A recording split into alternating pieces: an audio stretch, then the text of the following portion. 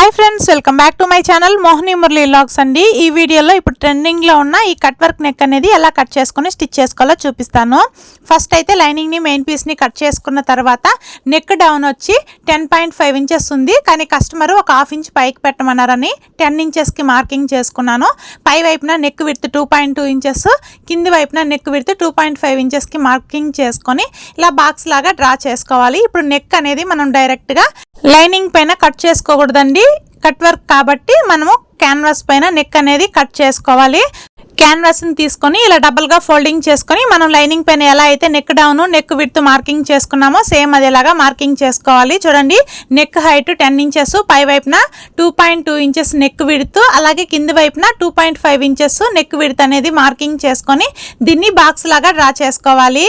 ఇలా డ్రా చేసుకున్న తర్వాత పై వైపున ఖర్చు కోసం ఒక హాఫ్ ఇంచ్ అనేది డ్రా చేసుకోవాలి. అలాగే కట్ వర్క్ డ్రా చేసుకోవడానికి నెక్ చుట్టూ ఒక హాఫ్ ఇంచ్ మార్జిన్తో ఎక్స్ట్రాగా డ్రా చేసుకోవాలి. మనం కట్ వర్క్ ఎప్పుడైనా డ్రా చేసుకునేటప్పుడు ఇలా నెక్ వైపు నుంచి డ్రా చేసుకున్నట్లయితే నెక్ వెడల్పు అనేది తగ్గిపోతుందండి.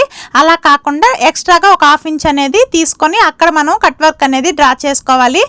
నేను ఇక్కడ కట్ వర్క్ షేప్ కోసం 2 ఇంచెస్ ఉండేలాగా మార్కింగ్ అనేది చేసుకొని ఇలా ఫ్రీ హ్యాండ్తోనే కట్ వర్క్ షేప్ అనేది డ్రా చేసుకుంటున్నాను. మీరు కావాలి అంటే కట్ వర్క్ స్కేల్స్ ఉంటాయి, వాటితోనే డ్రా చేసుకోవచ్చు. లేకపోతే మన బాటిల్ క్యాప్స్ ఉంటాయి కదా, వాటితో కూడా డ్రా చేసుకోవచ్చు. అలా పై వైపున 3 షేప్స్ అనేది డ్రా చేసుకొని ఇలా కింది వైపున ఈ షేప్ అనేది డ్రా చేసుకున్నాను. ఇలా డ్రా చేసుకున్న తర్వాత వీడియోలో చూపిస్తున్న విధంగా మనం డ్రా చేసుకున్న నెక్ని కట్ చేసుకోవాలి.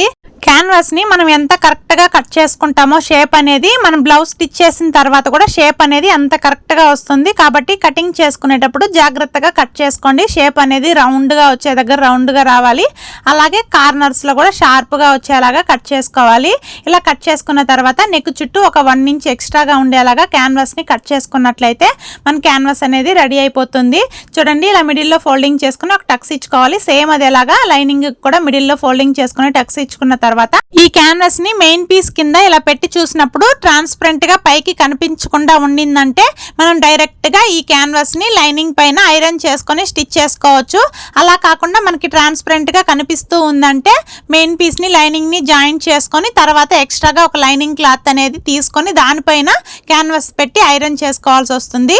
నాకు ఇక్కడ ట్రాన్స్పరెంట్ గా లేదండి, పట్టు క్లాత్ కొంచెం థిక్ గా ఉంటుంది కాబట్టి డైరెక్ట్ గా లైనింగ్ పైన ఐరన్ చేసుకునేస్తున్నాను. ట్రాన్స్పరెంట్ గా ఉన్న క్లాత్ కి లైనింగ్ కి ఎలా అటాచ్ చేసుకొని స్టిచ్ చేసుకోవాలో ఒక వీడియోలో ఆల్రెడీ షార్ట్ వీడియో అనేది అప్లోడ్ చేశాను. ఎవరైనా చూడాలి అంటే మన ఛానల్లోకి వెళ్ళి చూడండి. ఇప్పుడైతే ఇలా జాయిన్ చేసుకున్న తర్వాత క్యాన్వాస్ ని main piece right side lining ని పెట్టి మిడిల్లో ఒక స్టిచ్ అనేది వేసుకోవాలి. ఇలా స్టిచ్ చేసుకున్నట్లయితే నెక్ చుట్టూ కుట్టుకునేటప్పుడు అటు ఇటు కదలకుండా ఉంటుంది. ఇప్పుడు మిడిల్లో ఒక స్టిచ్ అనేది వేసుకున్న తర్వాత ఆ కట్ వర్క్ షేప్కి తగినట్టు స్టిచ్ అనేది వేసుకుంటూ రావాలి. ఇలా స్టిచ్ చేసుకునేటప్పుడు ఆ కార్నర్స్ తిరిగే ప్రతి చోట కూడా సూదిని కిందికి దింపుకొని పాదాన్ని పైకి లిఫ్ట్ చేసుకుంటూ ఆ షేప్కి తగినట్టు నీట్గా అడ్జస్ట్ చేసుకుంటూ కుట్టుకోవాలండి. షేప్ అనేది ఎక్కడ కూడా డిస్టర్బ్ అవ్వకుండా స్టిచ్ చేసుకున్నట్లయితే కట్ వర్క్ షేప్ అనేది మనం ఎంత నీట్గా కట్ చేసుకున్నామో అంత నీట్గా కూడా ఉంటుంది. ఎంత నీట్గా కట్ చేసుకుంటామో స్టిచ్చింగ్ కూడా అంత నీట్గా చేసుకుంటేనే ఫినిషింగ్ అనేది నీట్గా ఉంటుంది. ఇప్పుడు ఖర్చు కోసం ఎంత క్లాత్ అయితే కావాలో అంత క్లాత్ ఉంచుకొని ఎక్స్ట్రాగా ఉన్న క్లాత్ అనేది నీట్గా కట్ చేసుకోవాలి. ఇలా క్లాత్ అనేది నీట్గా కట్ చేసుకున్న తర్వాత నెక్ చుట్టూ చిన్న చిన్న కట్స్ అనేది ఇచ్చుకోవాలి. ఇలా కట్ చేసుకునేటప్పుడు మనం వేసిన కుట్టు ఎడ్జ్ వరకు కట్ అయ్యేలాగా కట్ చేసుకోండి. అప్పుడే షేప్ అనేది కరెక్ట్గా తిరుగుతుంది. కట్ చేసుకునేటప్పుడు జాగ్రత్తగా కట్ చేసుకోండి. పొరపాటున కుట్టు అనేది కట్ అయిపోతే బ్లౌజ్ మొత్తం వేస్ట్ అయిపోతుంది.